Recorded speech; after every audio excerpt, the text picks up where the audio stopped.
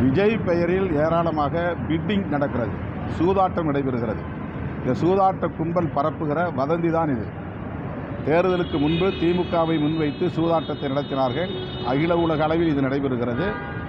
இப்போது தேர்தல் வாக்குப்பதிவுக்கு பின்பு விஜயை முன்வைத்து இந்த சூதாட்ட காய்களை நகர்த்துகிறார்கள். தேர்தல் முடிவுகளுக்கு பிறகு அவர்கள் ஏமாந்து போவார்கள். முன்னாள் டிஜிபிங்கிறதுனால அவர் சொல்கிறது சரியாயிருமா? ஆமாம், பிட்டிங் தான் இது. இது 100% பிட்டிங். இந்த சூதாட்ட நடவடிக்கைகளுக்கான ஒரு மீடியா ஹைப் இது, அவ்வளவுதான். நீங்கள் நாளைக்கு தேர்தல் முடிவு வரப்போகிறது, பாருங்கள்.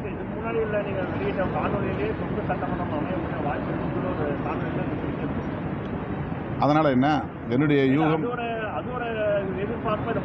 இல்லை அந்த மாதிரி இல்லை. களத்தில் நான் நேரடியாக 40க்கும் மேற்பட்ட தொகுதிகளில் பிரச்சாரம் செய்திருக்கிறேன். எங்கள் தொகுதி 8 தொகுதினா தோழமை கட்சியினுடைய வேட்பாளர்களுக்கும் நான் பிரச்சாரம் செய்திருக்கிறேன். நேரடியாக பார்த்த வகையில் ஒவ்வொரு தேர்தலிலும் மக்கள் எப்படி எதிர்வினை ஆற்றுவார்கள் என்பது தெரியும். நேரடியாக களத்தில் கண்ட அனுபவத்திலிருந்து நான் சொல்லுகிறேன், திமுக கூட்டணி வெற்றி பெறும். திமுக தனித்தே ஆட்சி அமைக்கும். திமுக மாணவர்கள் செயலாளர்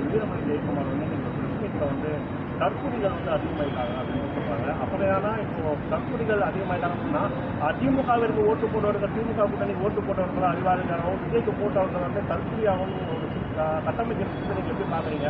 ஏன்னா ஒரு சமூக ரீதியாக எல்லாம் பேசிட்டீங்க. இளைஞர்கள் தற்கொலை சொல்றது எந்த காலத்தில் வரவேற்பா இருக்கும்? அந்த கருத்தில் எனக்கு உடன்பாடு இல்லை. மக்களை நாம் எப்போதும் கொச்சைப்படுத்தக்கூடாது. நமக்கு வாக்களித்தாலும் வாக்களிக்காவிட்டாலும் அவர்கள் நம்முடைய மக்கள், வாக்காளர்கள். அவர்களை உரிய முறையில் மதிக்க வேண்டும் என்பது என்னுடைய வேண்டுகோள். அதாவது நான் விடுதலை சிறுத்தையில் அப்படி எங்கேயும் பேசினதில்லை. அந்த சொல்லாடலை நாங்கள் கையாண்டதில்லை. இல்லை, அது சோஷியல் மீடியா ரொம்ப உயர்த்தி பிடிக்கிறாங்க, அவ்வளோதான். இது ஒவ்வொரு தேர்தலின் போதும் ஒரு புதிய கட்சி தோன்றும் போது அல்லது நடிகர்கள் கட்சிக்கு வருகிற போது அவர்களுக்கு பின்னால் பெரும் திரள் கூடுவது வழக்கமான ஒன்றுதான். விஜயகாந்த் அவர்கள் வந்தபோது இப்படி சோஷியல் மீடியா கிடையாது. அதற்கு முன்பு பலர் இதுபோல கட்சி தொடங்கிய காலத்தில் அண்ணன் வைகோ அவர்களோ அல்லது அதற்கு முன்பு திரு ராமதாஸ் அவர்களோ திமுகவுக்கு அதிமுகவுக்கு மாற்று அரசியல் என்று சொன்ன காலத்தில் சோஷியல் மீடியா கிடையாது. இப்போ சோஷியல் மீடியா அதை ரொம்ப உயர்த்தி பிடிக்கிறார்கள். எப்போதுமே திமுக அதிமுகவுக்கு எதிரான சக்திகள் திமுகவுக்கு மாற்று சக்தி என்று உயர்த்தி பிடிக்கிற அரசியலைத்தான் இப்போதும் உயர்த்தி பிடிக்கிறார்கள், அவ்வளவுதான். இப்போது அதனுடைய எண்ணிக்கை வேண்டுமானால் கூடியிருக்கலாம், சதவிகிதம் கூடியிருக்கலாம். ஆனால் அவர்கள் தனித்து வெற்றி பெறுவதற்கோ ஆட்சியை கைப்பற்றுவதற்கோ வாய்ப்பில்லை என்றுதான் நான் பெரிதும் நம்புகிறேன்.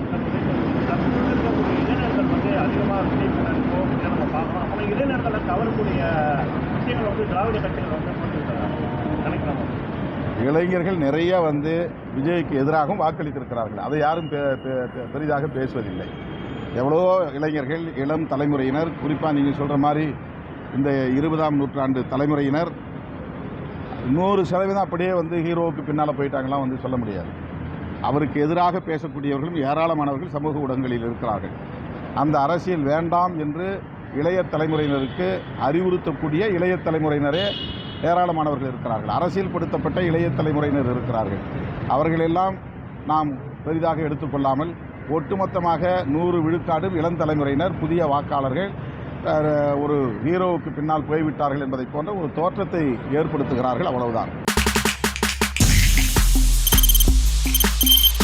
தவிர்க்க முடியாத தம்ப்நெயில்ஸ், கலக்கலான கண்டென்ட்ஸ், சினிமாவும் சீரியஸ் பிரச்சனைகளும், பல வருடங்கள் இடைவெளிக்கு பிறகு இந்த படத்துல ஒரு கலகலப்பும் கைகலப்பும், போயிட்டே தான் இருக்காரே தவிர பிரேக்கே இல்லாமல் பிரேக்கிங் நியூஸ் சொல்லும் தந்தி டிவி ஆப். இன்ஸ்டா தலைமுறை வரை இறங்கி அடிக்கும் தந்தி டிவியின் டிஜிட்டல் எக்ஸ்க்ளூசிவ். அது தண்ணிக்குள்ள போகும்போது ஹேங் ஆயிடுச்சு. உங்களுக்கு விஜய் சார் எந்த அளவுக்கு ரொம்ப பிடிக்கும்? Of course, Malayalis are huge Vijay sir fans. ரெண்டு பேருமே ரொம்ப பிடிக்கும் எனக்கு. தந்தி டிவி ஆப்பை இலவசமா டவுன்லோட் செய்யுங்க. ஃபாலோ பண்ணுங்க, சப்ஸ்கிரைப் பண்ணுங்க, என்ஜாய் பண்ணுங்க.